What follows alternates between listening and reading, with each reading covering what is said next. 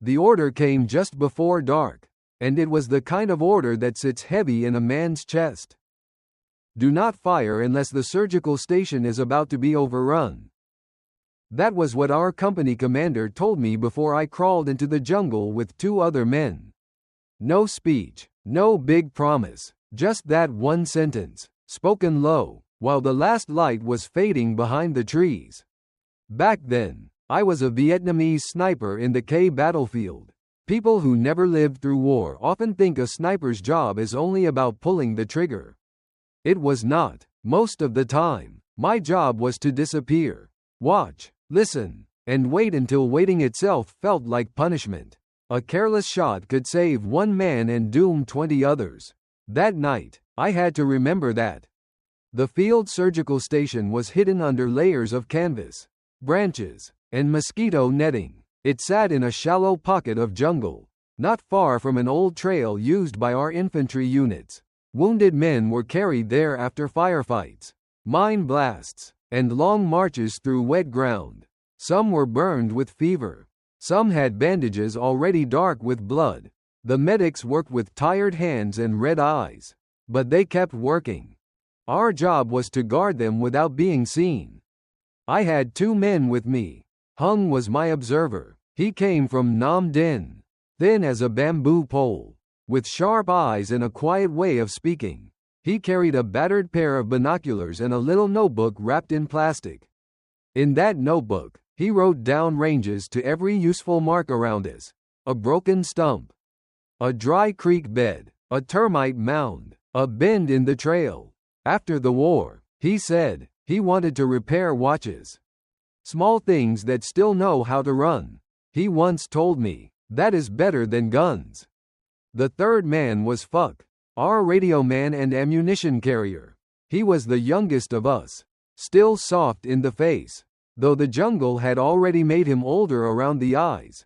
He rarely talked, but at night he sometimes took out letters he had written home and read them without making a sound. He never mailed most of them.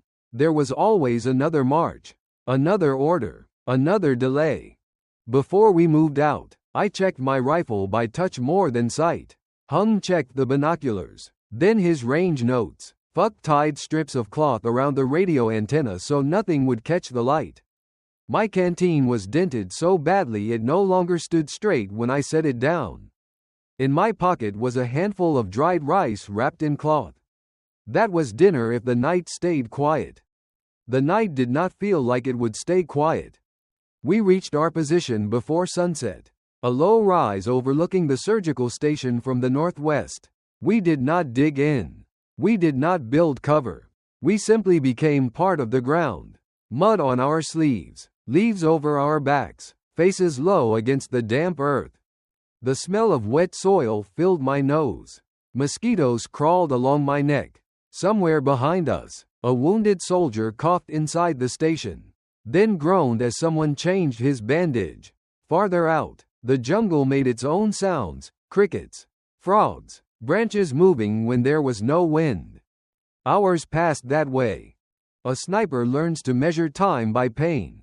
First the elbows begin to burn, then the knees, then the neck. After that, the whole body becomes a thing you must command, like a disobedient animal.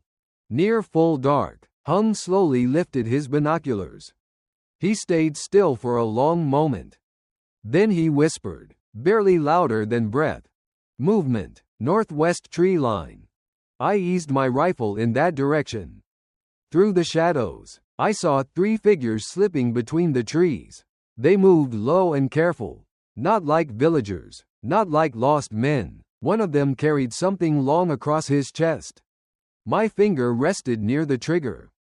One shot was possible. But below us, under those canvas roofs, wounded men were waiting for morning.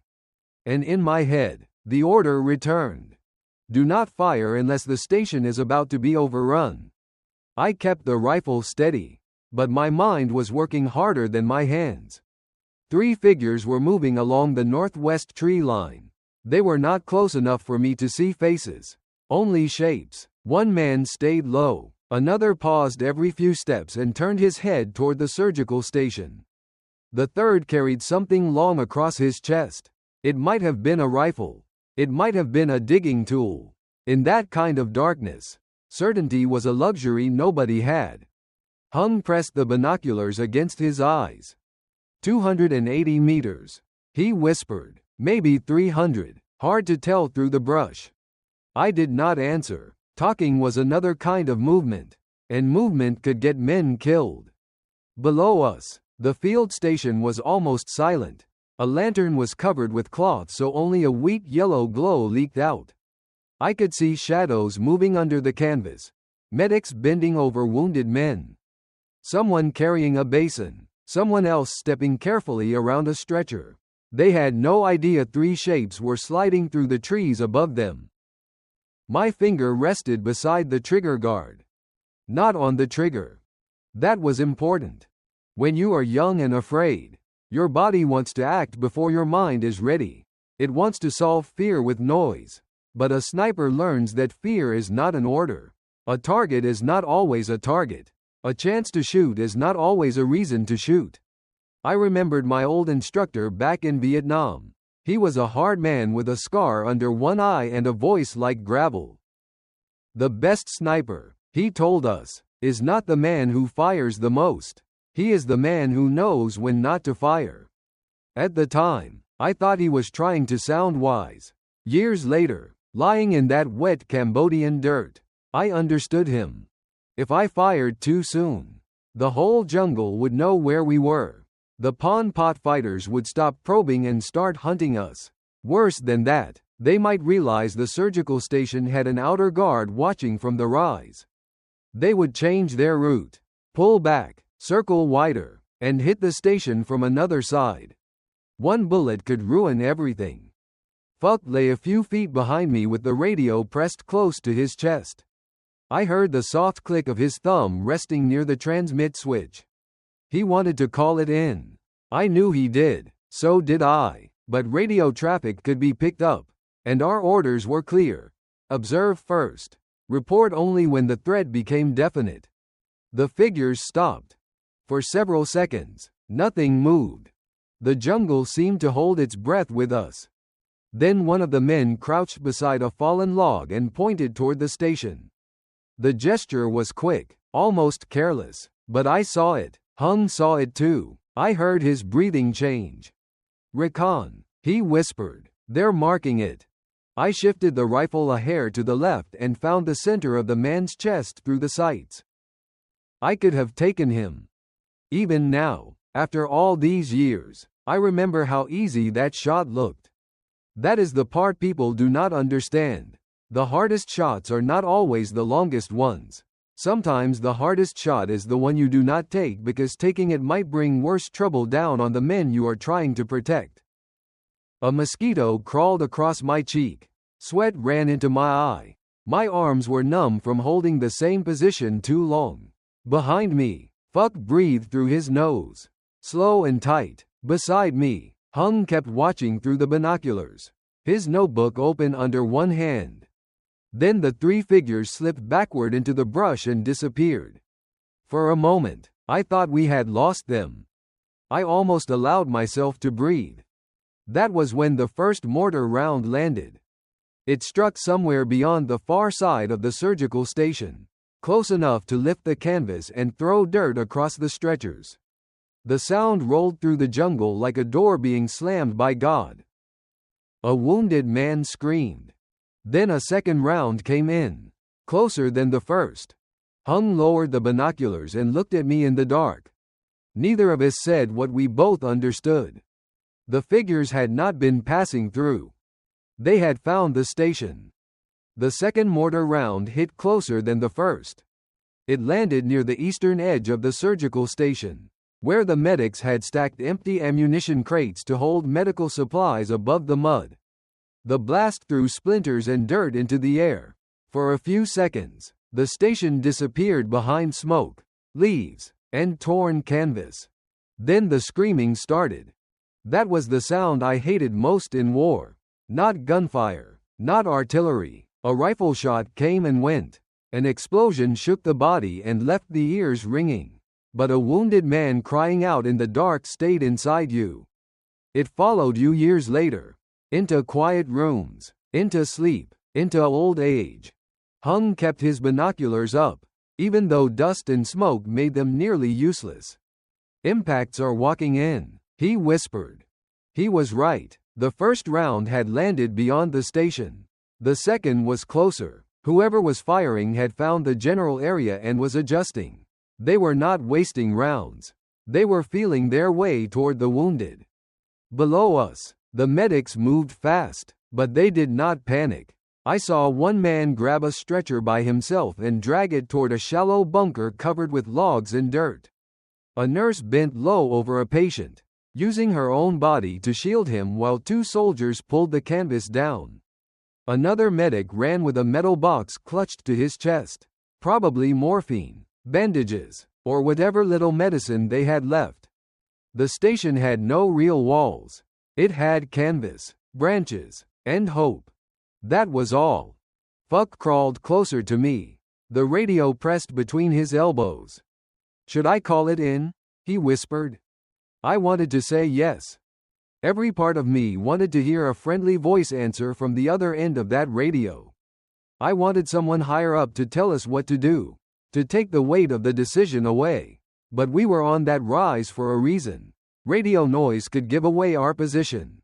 If Pon Pot fighters had listening posts nearby, one careless transmission could tell them exactly where the station's eyes were hiding.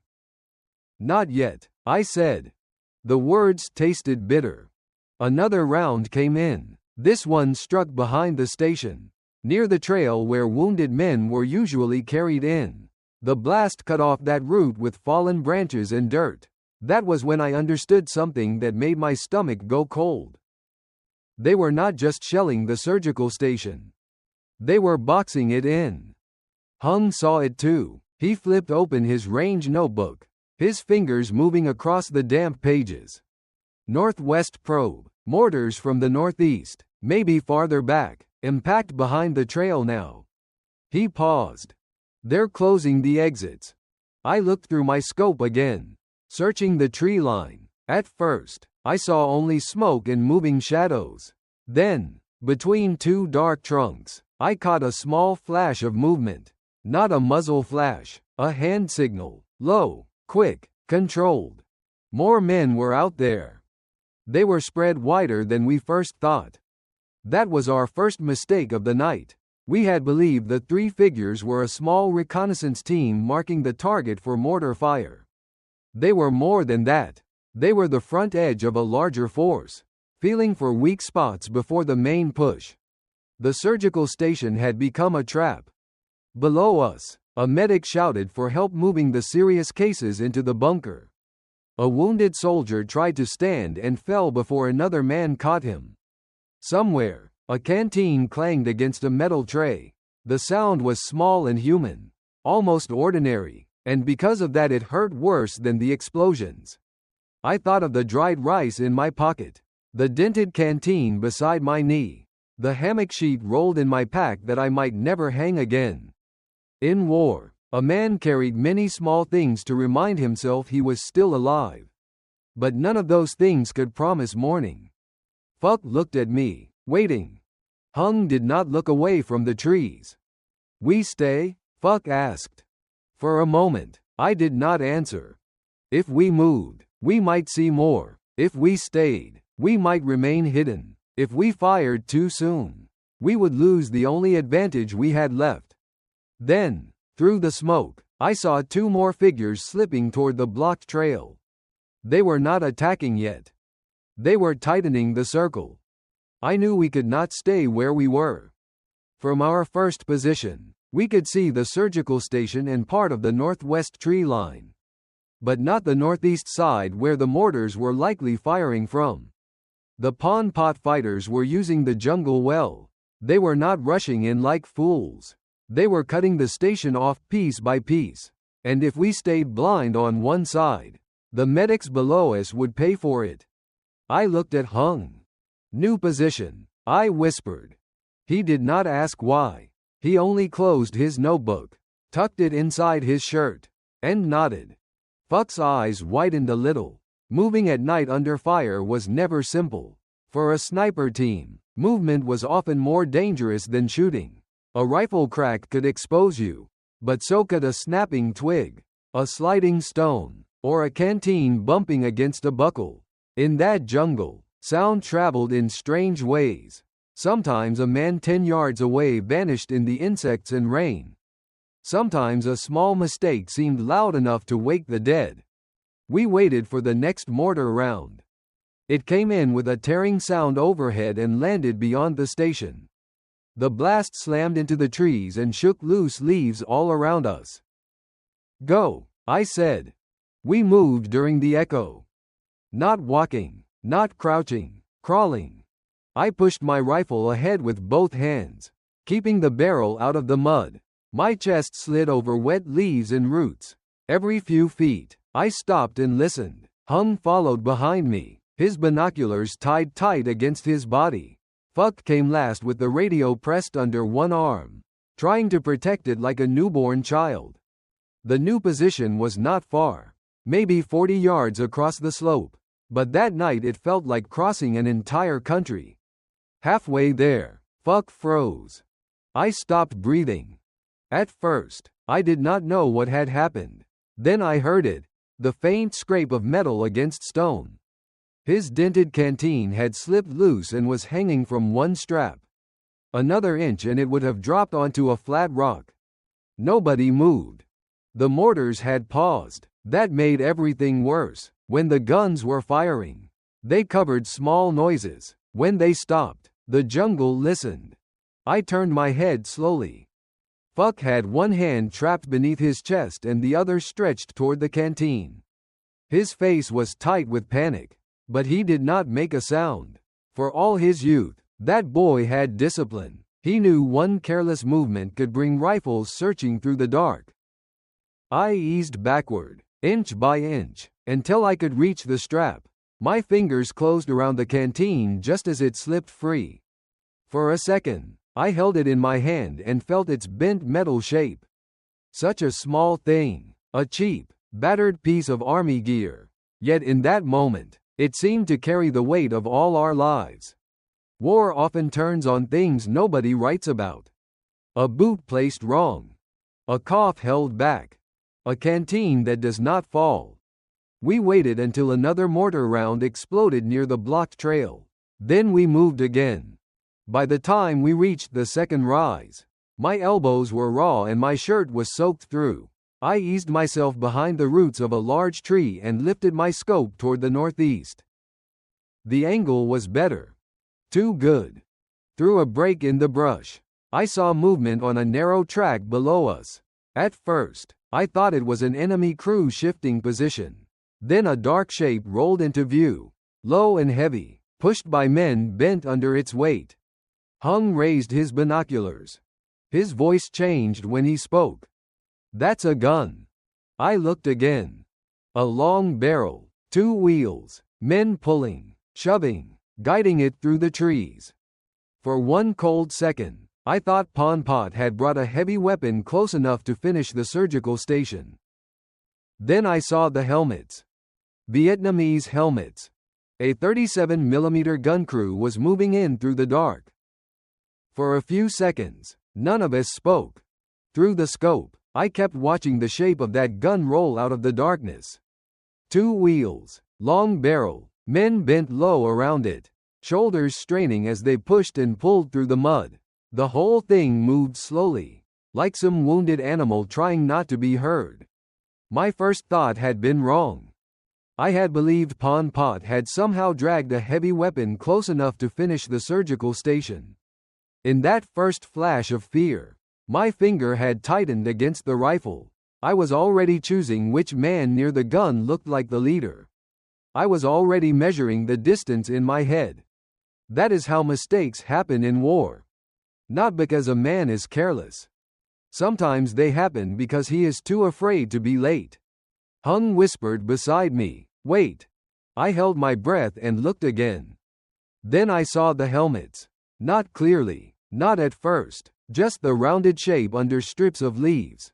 Then one man turned his face toward the station. and a covered flashlight blinked twice from his hand. A signal. Vietnamese. I felt my chest loosen. But only a little. Relief in war never lasted long. It only made room for the next fear.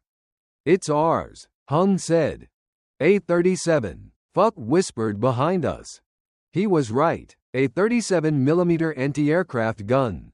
Dragged into the jungle like an impossible piece of iron. I had seen those guns before. Usually set up to protect roads, bridges, or supply points. They were built to fire at aircraft. But in that country, men used whatever they had to stay alive. A 37mm gun could tear through tree lines, break up an assault, and make men who thought they owned the night suddenly remember they could die in it. But getting that gun into position was another matter. The crew was trying to move without lights. One wheel sank deep in the mud. 2 soldiers leaned into the frame while another cleared branches from the barrel. They were close enough to the surgical station to help, but also close enough to be killed if the Pon Pot mortar team found them. Below us, another round landed near the blocked trail. Dirt rained down through the trees. The gun crew stopped cold. For one long second, they looked like statues. Then their commander raised one hand and pushed them forward again.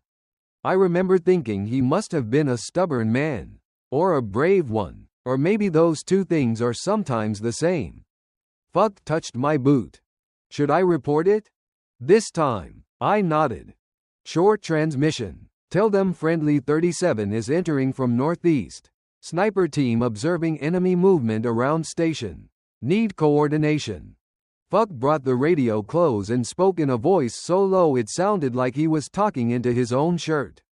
Static answered him first. Then a broken reply came back, thin and full of crackle. The station knew. That mattered. Hung opened his range notebook again, shielding the pages with his body. Even in the dark, he began working like a man repairing one of those watches he always talked about. Calm, precise, no wasted motion. Enemy movement still northwest, he said. 2 groups, one near the blocked trail, one farther left, maybe waiting for the mortars to lift. I shifted my rifle back toward the tree line. My earlier mistake stayed with me. If I had fired at the gun crew before confirming, I might have killed one of our own. Worse, I might have delayed the only weapon that could save the station. That thought settled cold in my stomach. War teaches a man that courage is not enough. Anger is not enough. Even good intentions can get people killed if your eyes lie to you and you believe them too quickly.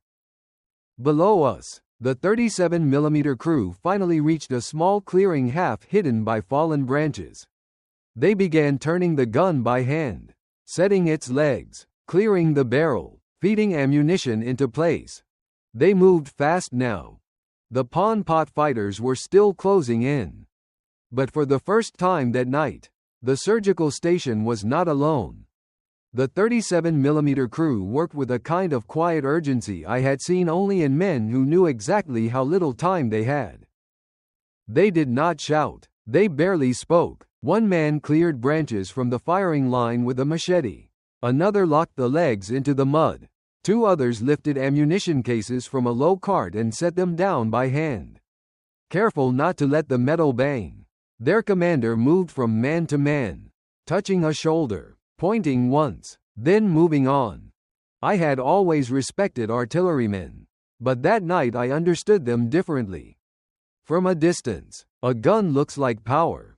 Up close, it is labor. It is sweat, mud, burned hands, heavy shells, and men trusting each other in the dark. That 37mm gun had not appeared by magic. Someone had dragged it through roots, brush, and shell bursts so a field station full of wounded men might live until dawn. Hung lay beside me with his notebook open.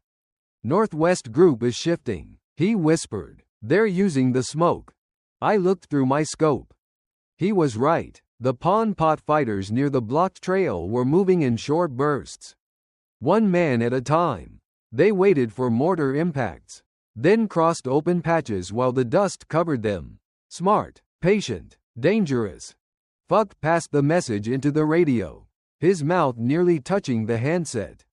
Enemy movement northwest of station. Close to blocked trail. Request gun orient left of burned stump. Repeat, left of burned stump. A crackling reply came back. Broken but understandable. Need range. Hung's pencil moved across the wet page. 240 from station center. He said, maybe 260 from the gun. 260. I told Fuck. Slight rise. Brush line behind fallen log. Fuck repeated it. Below us, the gun crew turned the barrel by hand. Slowly, carefully, the long tube swung toward the northwest. A loader stood ready, one round held against his chest. The gun commander looked toward the station, then toward the tree line, trying to read a battlefield he could barely see. That was where we came in. A sniper team does not always fight with bullets. Sometimes our job is to be eyes for men who have the firepower but not the angle. We had the height. We had the field of view. They had the gun. Between us was darkness, static, and trust. Another mortar landed close enough to shake dirt loose from the roots above my head. For a moment, the scope blurred. I blinked sweat out of my eye and forced myself to breathe slowly. Not deep. Deep breaths moved the rifle. Small breaths. Controlled breaths.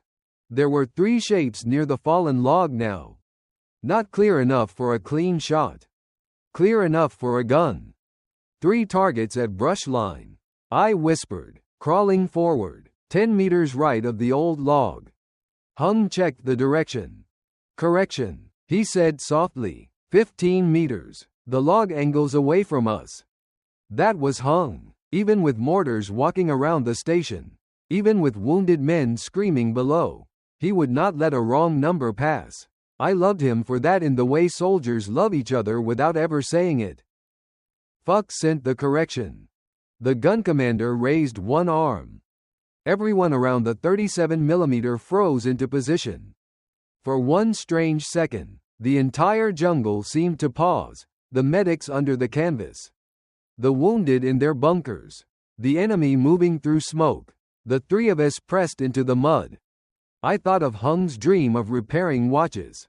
Small gears, small movements, one piece turning another. That night, we were like that too. A sniper's eye, an observer's notebook, a radio man's whisper, a gun crew's hands. If one piece failed, men below us would die. Then the commander's arm dropped. The 37mm fired.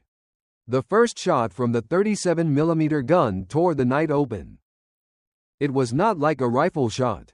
It was not even like a mortar round. It had a hard, ripping sound that seemed to punch through the jungle and come back from every tree at once. The muzzle flash lit the clearing white for half a second, and in that brief light I saw the gun crew standing around their weapon like figures carved out of smoke. Then the shell hit the brush line near the fallen log. Leaves, dirt, and broken branches flew into the air. The Pon Pot fighters who had been crawling forward vanished into the blast. I did not look for bodies. I did not count anything. That was never the part one carried with me. What I remember is the sudden break in their movement. The way the pressure around the surgical station seemed to loosen for one breath. Then the gun fired again. And again. Each round slammed into the tree line we had marked. The 37mm crew adjusted fast, taking our corrections through Fuck's radio and Hung's range calls. They were not firing blindly. They were cutting into the places where the enemy had been gathering, forcing them to move before they were ready. Left 5 meters, Hung whispered. I watched through the scope. More to the rear, I said. They're pulling back behind the darker trees. Fuck sent it down. The gun shifted. Another burst tore through the brush. The sound was so loud that my chest seemed to shake with it. My ears rang until the jungle became distant and hollow. Dirt fell over my neck. A small branch snapped above us and landed across my back. But I did not move. None of us moved except for the work we had to do. Below, the surgical station came alive in a different way. The medics used the break to move more wounded into the bunker. I saw two men carry a stretcher between them, slipping in the mud, then catching themselves before the patient fell. One of them had no helmet. The other had a bandage around his own head. Still, they kept going. That image stayed with me longer than the gunfire. The wounded helping the wounded while the jungle exploded around them. For a few minutes, I believed the worst had passed. That was another mistake. War has a cruel way of giving a man just enough hope to make the next blow hurt deeper. Through the smoke, I lost the northwest tree line. The blasts from the 37mm gun had torn up the brush. But they had also filled the slope with dust and powder smoke. My scope became almost useless. I could still hear movement. But hearing in combat is a liar. Sound bounced off trees. Echoes came from places where no one stood. Hung wiped his binocular lenses with the edge of his sleeve. I can't see the left side, he said. I shifted lower, trying to find a gap through the roots. That was when Fuck touched my ankle. Not hard. Just once. I turned my head slowly. He pointed behind us. At first I saw nothing. Only black jungle. Then, between two trees on our right rear, a shadow moved against the shadows. Then another, a small group, maybe 3 or 4 men, was working its way up the slope, not toward the station, but toward us. They had heard the radio. Or seen the muzzle flashes from our position. Or maybe they had simply guessed that someone was guiding the gun. It did not matter which answer was true. They were close enough now that one bad breath could give us away. If we stayed, we could keep guiding the 37mm and help protect the station. If we moved, we might save ourselves. I looked at Hung. His binoculars were still pointed toward the smoke. Fuck's hand was already on the radio. And behind us, the shadows kept climbing. The shadows behind us kept coming up the slope. They moved slowly, but not like men who were lost. They knew there was something above them. Maybe they had heard Fuck whispering into the radio. Maybe they had followed the direction of our corrections to the 37mm gun. Maybe they were only guessing. In war, a good guess can kill just as surely as good aim. I held my rifle close to the ground and shifted my body an inch to the right. Hung was still watching the station. He had not seen the rear threat clearly yet. His whole world was inside those binoculars. The blocked trail, the smoke, the gun flashes, the medics dragging wounded men into cover. Enemies still gathering left of the trail. He whispered, "If the gun stops now, they'll rush." Fuck looked at me. His eyes asked the question before his mouth did. "Do we stay?" I did not answer right away. That was the moment I have replayed more than any other.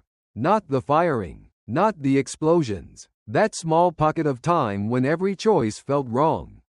If we stayed, we could keep guiding the 37mm gun and protect the surgical station. If we pulled back, the gun crew would lose its eyes.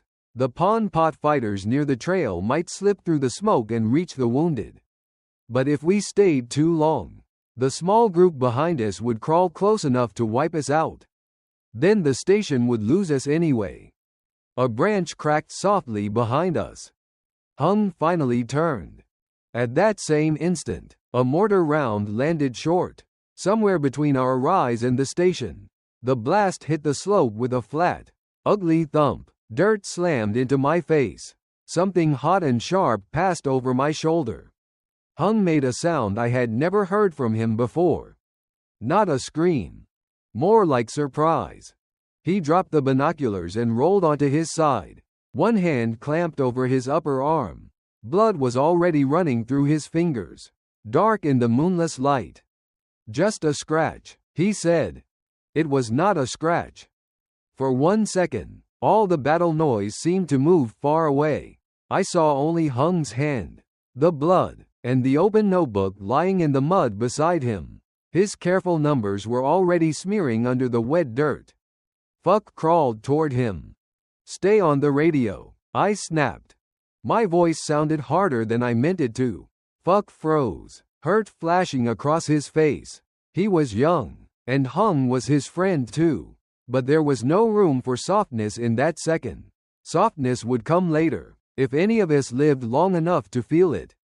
I pressed a field dressing against Hung's arm and tied it tight with shaking fingers. "Can you see?" I asked. He nodded, though his face had gone pale. "Give me the binoculars," Fuck whispered. That surprised me. Fuck was the quiet one, the boy with letters in his pack, the one I still thought of as too young, even after all we had been through. But his hand was steady when he took the binoculars. He slid into Hung's place and looked toward the trail. "3 more moving," he said, "near the smoke. They're close." Behind us, the rear group was closer too. The choice became clear, and it broke something in me. I handed Fuck the range notebook. "You guide the gun," I said. "Use Hung's marks. Keep your voice low. Correct only when you're sure." He stared at me. "What about you?" "I'm taking Hung down to the station." Hung grabbed my sleeve. "No, I can stay. You're bleeding through the bandage." "I can stay." I wanted to let him. God help me, part of me wanted to.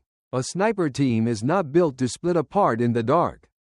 But I knew what would happen if he passed out on that slope. I knew what would happen if the rear group found him first. So I made the choice.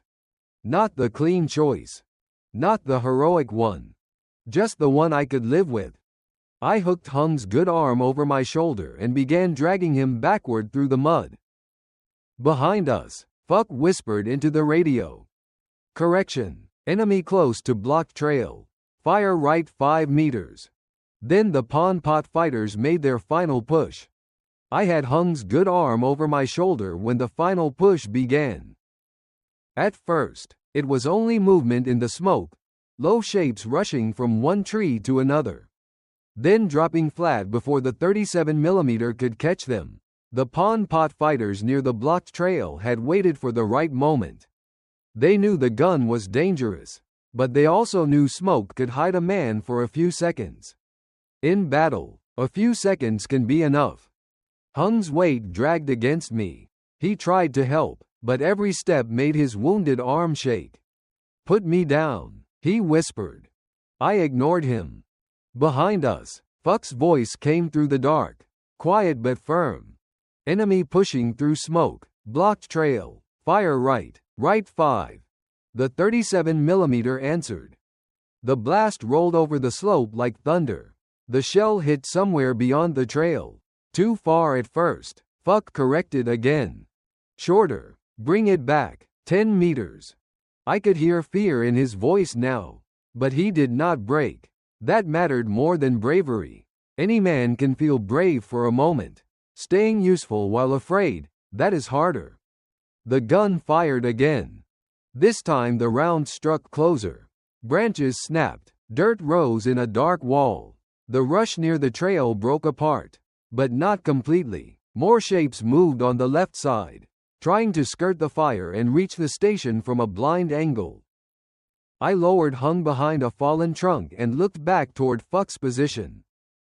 I could not see him.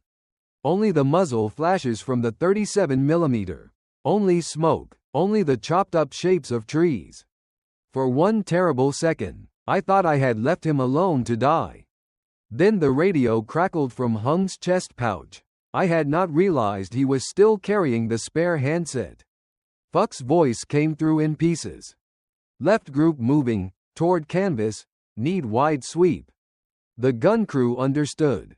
The commander must have swung that barrel by hand, because the next burst came fast and low across the tree line.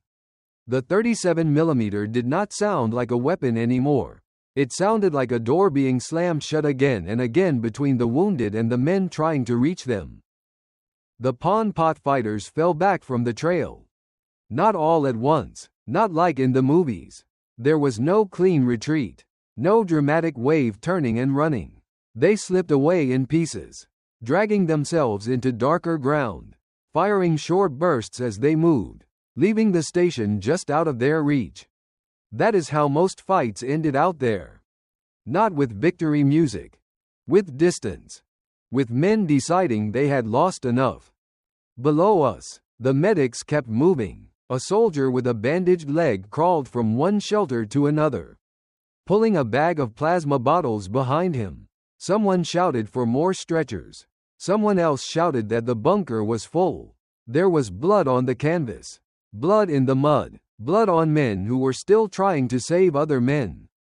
And over it all, the 37mm kept firing until the jungle in front of the station stopped moving. When the last burst faded, the silence felt unreal. My ears rang so badly I could hear almost nothing else. The smoke hung low between the trees. The smell of burnt powder mixed with wet earth and medicine. I remember that smell clearly even now. No book can hold it. No photograph can explain it. Hung leaned against the fallen trunk, pale but awake. "Fuck?" he asked. I looked back up the slope. A minute passed. Then another.